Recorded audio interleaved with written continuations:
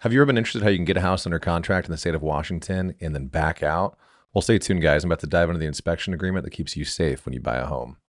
So first off, here we are, the inspection addendum to the purchase and sale agreement, guys.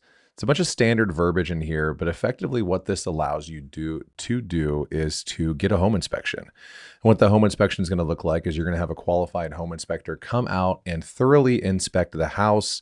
He's going to look for structural defects, aesthetic defects, literally anything and everything that could compromise the livability of the home, he'll highlight. And this contract right here, this form right here allows you to get the home inspector to come out and makes the purchase contingent on you saying yes.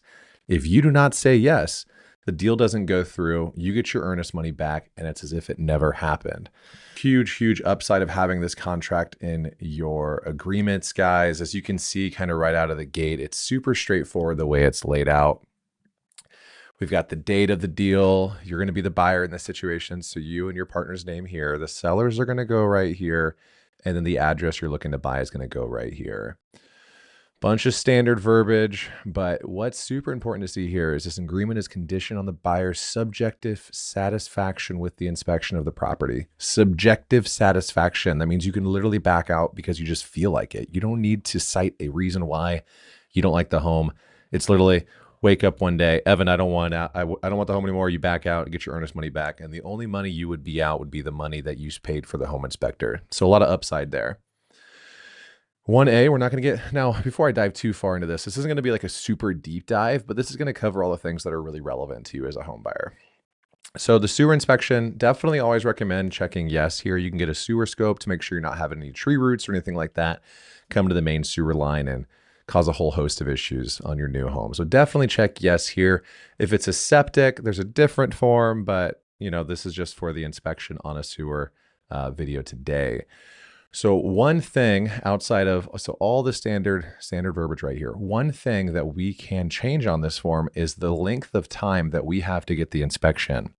So standard's 10 days, and 10 days is what I usually recommend unless we're in a competitive offer. Then I recommend, maybe 5, 3, just a different number to make it a shorter period for the seller so they can get that yes or no a little bit quicker. And truthfully, guys, it doesn't take a long time to get an inspector out there. Usually you can get a guy out there in just a couple of days. So 10 days is more than enough time. So I usually just do 10 days just to make it easy on everybody. Information down here, this is more in regards to the seller, so truly not applicable. Additional time for the inspection.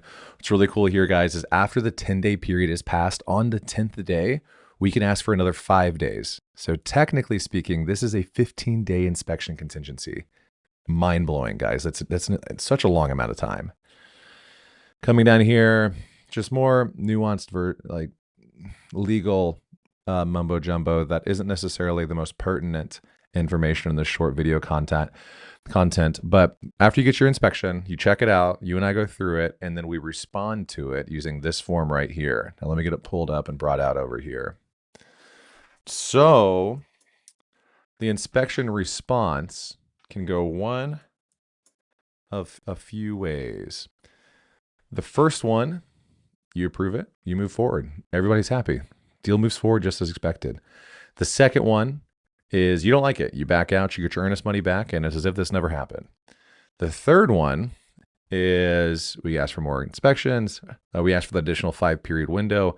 And then the fourth one we can do is we can either ask for money off, them to repair something, or a seller credit, which is really nice to have that leverage to kind of get what you want out of sellers. They're incentivized to say yes here because if they don't say yes and the deal falls through, they now have damaged goods on the market and they're going to sell it for a lot less than they would otherwise.